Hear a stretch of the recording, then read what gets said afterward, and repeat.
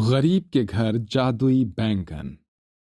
ये तो आपने सुना ही होगा कि डूबते को अगर तिनके का सहारा मिल जाए तो वो उसी में ही खुश हो जाता है। ऐसा ही कुछ दो अनाथ बच्चे श्रवण और पाखी के साथ था। बेचारे बच्चों ने कुछ महीने पहले ही अपनी माँ को खो दिया था। सिर्फ एक वही उनके जीने का सहारा थी। पिता तो दारू के नशे में पहले ही जा चुका था। बेचारे दोनों बच्चे फुटपाथ पर रहकर सिग्नल पर भीख मांगकर छोटा मोटा काम करके गुजारा करते थे। ऐसे ही एक दिन छोटा भाई हाथों में फूल लिए सिग्नल पर कहता है, अंकल अंकल, ये प्यारी प्यारी रंग बिरंगे फूल ले लो ना अंकल जी। सिर्फ 10 रुपए का है, ले लो ना। हमने 3 दिन से कुछ भी नहीं खाया। अरे नहीं खाया तो मैं क्या करूं? मुझे नहीं चाहिए तुम्हारे फूल वूल, लेकर जाओ यहाँ से। अंकल अंकल, फूल ले लीजिए ना, बहुत भूख लग रही है।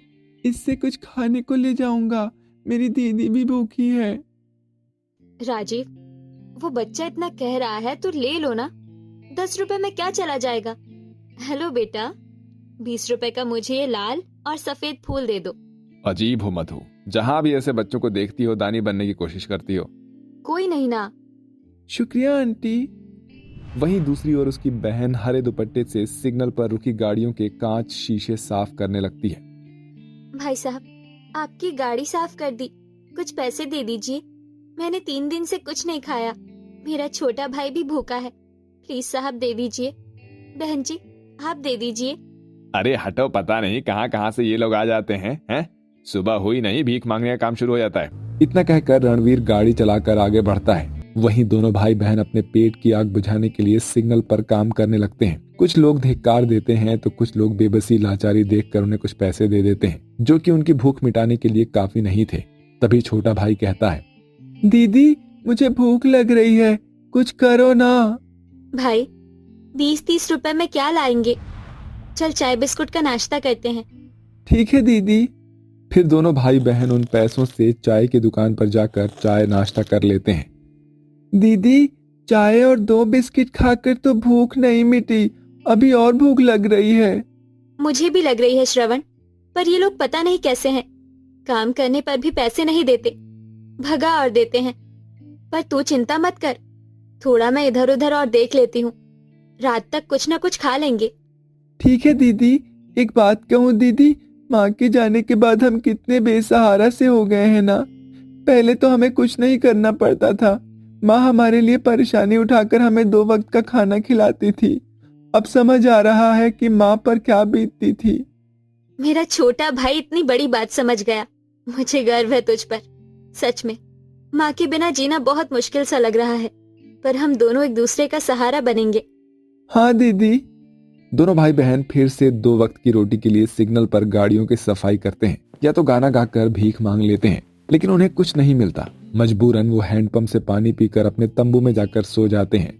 अगले दिन सुबह उठकर जाते हैं, पर कुछ लाभ न होने के कारण से दोनों भाई बहन कचरे के ढेर के पास जाकर प्लास्टिक और लोहा इकट्ठा करते हैं। श्रवण, तुझे कुछ मिला, प्लास्टिक वगैरह? हाँ दीदी, लेकिन मोटे मोटे गत मिले हैं, इन्हीं को बेच देते हैं। और भूख बर्दाश्त नहीं हो रही है, पेट में दर्द हो रहा है। थोड़ी देर और सब्र कर ले, मैं कुछ करती हूँ। दोनों भाई बहन वहां से निकलकर आगे जाकर कचरा बीनने लगते हैं। इतने में एक घर से उन्हें बैंगन के भरते की खुशबू आती है और उन्हें उनकी माँ की याद आ जाती है। अरे ये तो बैंगन के भरते की खुशबू है, इससे तो मुझे माँ की याद आ गई। हाँ दीदी, मुझे भी माँ की याद आ गई। माँ थी तो हमें कितना स्वादिष्ट बैंगन का भरता बनाकर खिलाती थी। दीदी, आप भी बैंगन का भरता बनाना। ठीक है, आज मैं तेरे लिए यही बनाऊंगी। कचरा बीनकर बाजार चलते हैं। फिर दोनों भाई बहन कचरा बीनकर उस कबाड़ी वाले को दे देते हैं और बदले में कुछ पैसे ले आते हैं, जिसके बाद वो सब्जी मंडी पहुंचकर बैंगन को देखकर कहते हैं, अरे वाह, कितनी सुंदर चमकीले बैंगन है, इसका तो बहुत अच्छा बैंगन का भरता बनेगा। भैया, ये बैंगन कितने का है? 50 रुपए किलो बैंगन है, 50 रुपए किलो। देखकर लगता है कि तुम्हारे खरीदने की औकात नहीं है। 50 रुपए? श्रवण, तेरे हाथ में कितने पैसे हैं? दीदी, बस 5 का सिक्का है। मेरे पास 10 रुपए हैं। भैया, 15 रुपए का कुछ मिलेगा क्या? अच्छा, मेरे माथे पर पागल लिखा है? चलो यहाँ से, मुझे पता ही था तुम लोग ले नहीं सकते। चलो फुटो यहाँ से, बैंगन तो 50 रुपए किलो ही है। अंकल अंकल, दे दो ना, मुझे बैंगन का भरता खाने का बहुत मन है। जा रहे हो या भगाऊं? ये सुनकर दोनों भाई बहन आ जाते हैं और फिर से कचरा ढूंढकर मेहनत करने लगते हैं। दीदी, मैं बहुत मेहनत करूंगा, मेरे लिए बैंगन का भरता बना दो ना, माँ की तरह। हाँ मेरे भाई, तू चिंता मत कर। दोनों भाई बहन के पेट में फिर से भूख की गुड़गुड़ाहट होने लगती है। फिर भी कचरा बिनकर पैसे इकट्ठा करके बैंगन लेने पहुंच जाते हैं, लेकिन उससे पहले एक बाइक वाला बूढ़ी आंटी को मारकर भाग जाता है, जिससे उनके माथे पर थोड़ी चोट आती है। दीदी, इस अम्मा के सिर से तो खून निकल रहा है। हम इन्हें डॉक्टर के पास लेकर चलते हैं, दादी अम्मा बेहोश हो गई हैं। फिर पाखी कंधे पर सहारे लिए अपने भाई के साथ डॉक्टर की दुकान पर पहुंचती है, जहां डॉक्टर उनके मरहम पट्टी करके दवाई देता है। वो 50-60 रुपए भी उस दादी माँ के मरहम में चले जाते हैं। बच्चों, तुमने मेरी जान बचाई, मेरी मरहम पट्टी कराई। मेरे पास पैसे नहीं है, पर तुम मेरे घर चलो। तुम्हारी हालत देखकर लगता है कुछ खाया नहीं है, मैं खाना खिलाती हूँ। ठीक है अम्मा। फिर वो बूढ़ी अम्मा उन दोनों बच्चों को अपने घर ले जाती है और उनके सामने बैंगन का भरता और रोटी परोस देती है, जिसे देखकर दोनों बच्चे खुश हो जाते हैं। अरे वाह, ये तो बैंगन का भरता है, मेरा फेवरेट। कब से मेरा यही खाने का मन करता था। हाँ दादी, आपका बहुत शुक्रिया। शुक्रिया बाद में करना, पहले गर्मा गर्म बैंगन का भरता और रोटी खा लो। आज यही बनाया था मैंने। फिर दोनों भाई बहन बैंगन का भरता खाकर दादी की बहुत तारीफ करते हैं। सच में अम्मा जी, आपके हाथ का बैंगन का भरता खाकर हमें बहुत अच्छा लगा। हमारी माँ हमारे लिए बड़े प्यार से बनाया करती थी। अब हम चलते हैं। अरे बच्चों, रुको रुको, मैं तुम्हें कुछ देना चाहती हूँ। मेरे पास पैसे तो नहीं है, पर एक बैंगन बचा है, इसे पकाकर तुम खा लेना। तुम्हें बैंगन पसंद है ना? जी दादी, शुक्रिया। वैसे इसकी जरूरत नहीं थी, लेकिन आपका प्यार समझकर रख लेते हैं। ये कहकर दोनों भाई बहन अपने तंबू में पहुंच जाते हैं। देख भाई, अभी तो तुमने खाना खा लिया है और इस बैंगन से शाम को भरता बनाऊंगी। ठीक है दीदी, जब तक आराम कर लेते हैं। दोनों भाई बहन सो जाते हैं और शाम को पाखी बैंगन को धोती है तो उस बैंगन से आवाज आने लगती है। आह आह, ठंडा ठंडा पानी, अरे मुझे मत भिगाओ, मुझे मत भिगाओ। हाँ, इस बैंगन से आवाज। पाखी डर कर बैंगन को हाथ से गिरा देती है। तभी और आवाज आती है। आह, तुमने मुझे गिरा दिया, मुझे चोट लग गई है, ऐसा क्यों किया तुमने? श्रवण, ये सिर्फ मुझे लग रहा है या तुझे भी आवाज आ रही है इस बैंगन के अंदर से? नहीं दीदी, आपको कोई गलतफहमी हुई होगी, मुझे तो कोई आवाज नहीं आई। अच्छा। बैंगन साफ करके पाखी जैसे ही चूल्हे पर बैंगन को सेकने के लिए रखती है तो फिर से बैंगन से आवाज आती है और बैंगन उछलने लगता है। मुझे बचाओ, मुझे बचाओ, अरे मैं जल रहा हूँ, अरे ऐसा मत करो मेरे साथ। दीदी, अब तो मुझे भी आवाज आ रही है। हाँ।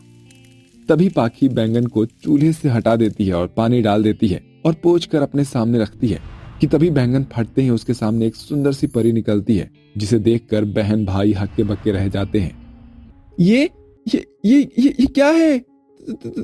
तो हमारे बैंगन को ये क्या हो गया? और ये परी कैसे बन गया दीदी? ये सब क्या हो रहा है? कौन हो तुम? अरे मुझसे डरो मत, मैं तुम्हें कुछ नहीं कहूंगी, बल्कि तुमने मुझे एक श्राप से मुक्त किया है। दरअसल मैं परी की दुनिया में रहती हूँ। मुझे बैंगन बहुत पसंद है। मैं जहाँ भी बैंगन देखती थी फटाफट खा लेती थी। एक बार मैंने साधु महाराज के बने हुए बैंगन को खा लिया तो उन्होंने मुझे श्राप दिया कि अब तुम भी बैंगन हो और तुम्हें कोई खाएगा। आज तक मैं सबके हाथों से बच रही हूँ, पर तुम्हारे पास आ गई। उन साधु महाराज ने कहा था, जो नेक दिल मेरी आवाज सुन पाएगा तभी वो श्राप टूटेगा, और वो आज तुम दोनों ने कर दिखाया। उसके लिए शुक्रिया। अब बताओ तुम्हारी क्या इच्छा है? हमारी तो कोई इच्छा नहीं है।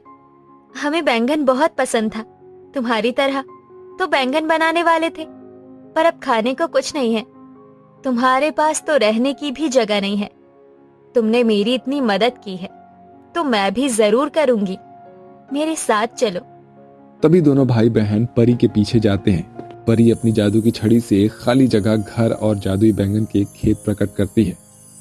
वाह, यहाँ तो बहुत सारे बैंगन हैं। हाँ, और अब से ये जादुई बैंगन तुम्हारे हैं।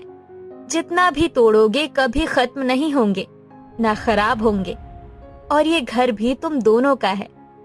क्या सच में? आपका बहुत बहुत शुक्रिया। हाँ, चलो अब मैं चलती हूँ। हमारे हाथ से खाकर तो जाइए जरूर। फिर पाखी उस जादुई बैंगन से कुछ बैंगन तोड़कर स्वादिष्ट बैंगन का भरता बनाती है, जिसे वो तीनों बैठकर खाते हैं। उसके बाद परी गायब हो जाती है और दोनों भाई बहन जादुई बैंगन की खेती से अपने जीवन में गुजर बसर करके खुशी खुशी रहने लगते हैं।